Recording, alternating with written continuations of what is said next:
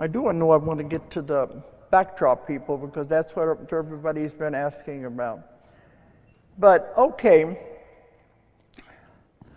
one thing has to do with parallel universes, parallel dimensions, parallel lifetimes. And when I first got this concept, it was a real mind bender. Now, you know, to keep it simple at first, everything is energy. Everything. So when you make a decision, you come to a crossroads in your life, you've got to make a decision.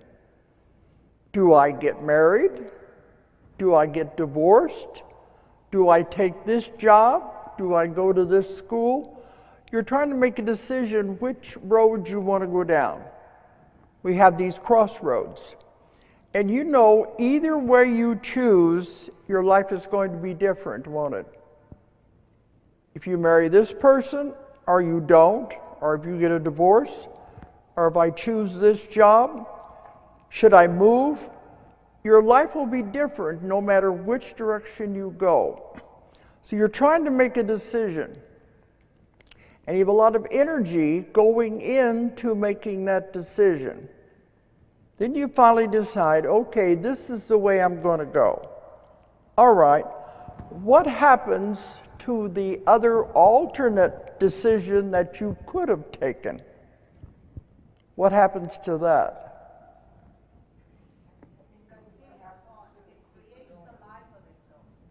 It also is created. And another you is living out that other decision. And that gets a little complicated for people. You're living on this life and you're focusing on your decision you made, but another you split off over here and is living that other life.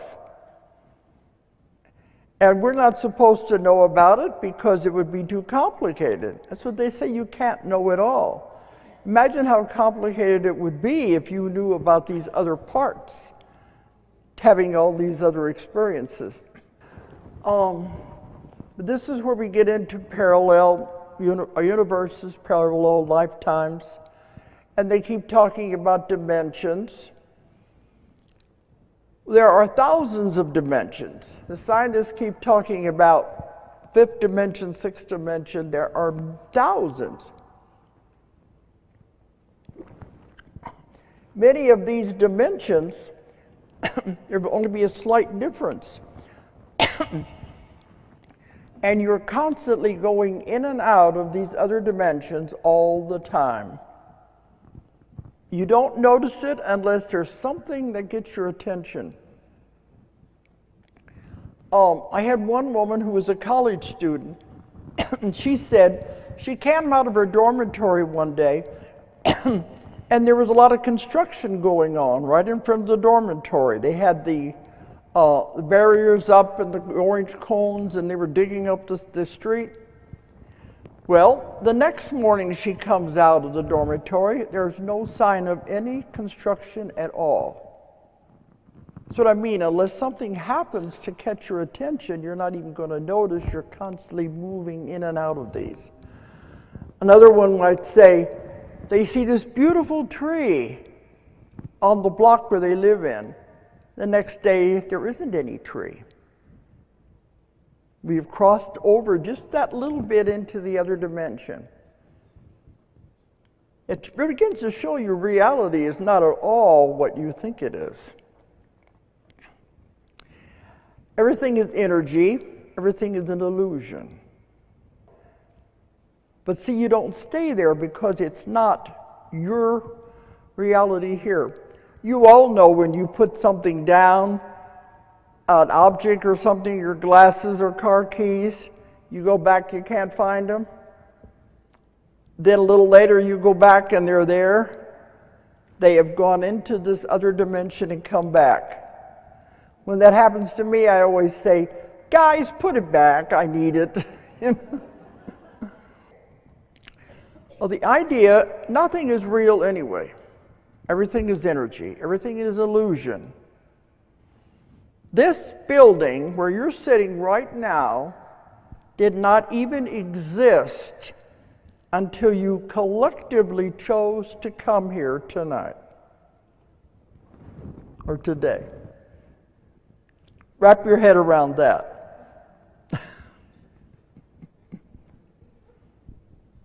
I'm going to ask you to make sense, because every time I brought that up, they'll say, what?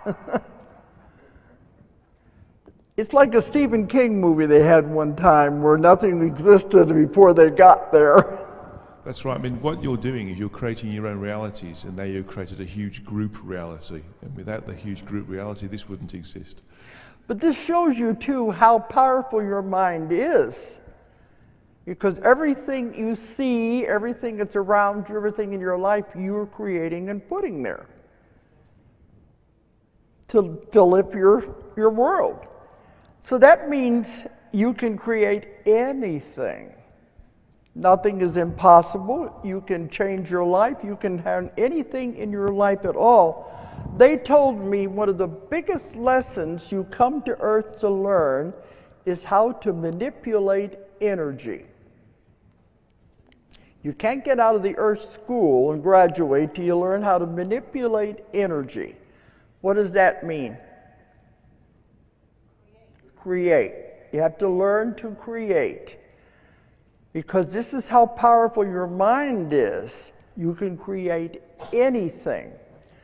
So that means every time you go anywhere, even go back to your house, it is recreated every time you go into it. I always wonder, where does it go in the meantime? It's just space.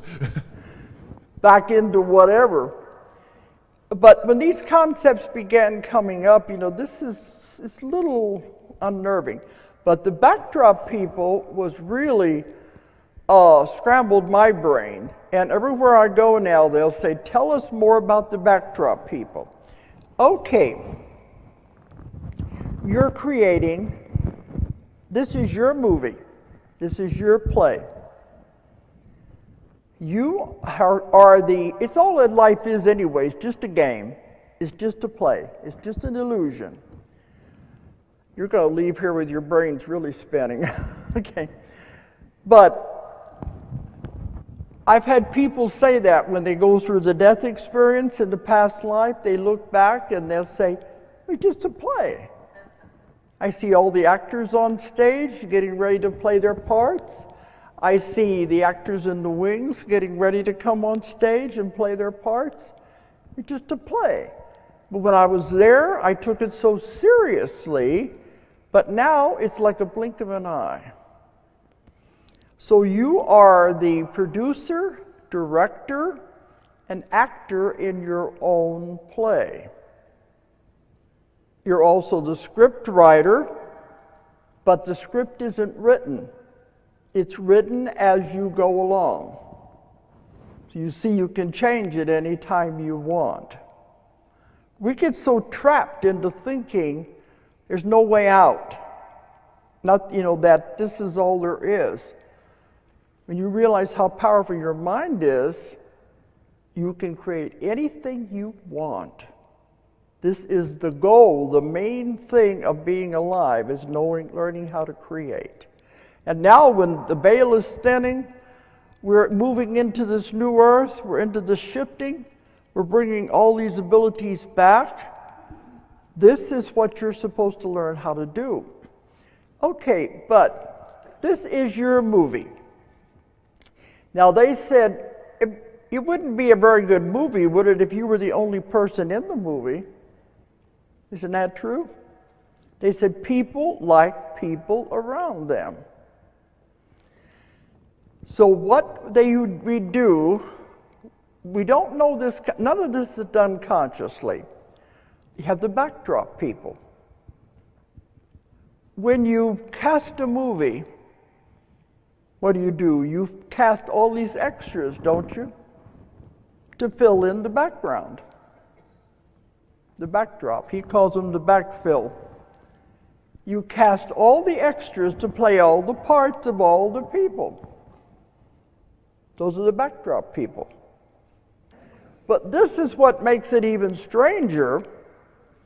The backdrop people are not real. They're not real people. They're not anything. They are energy. It's just energy. Everything is energy.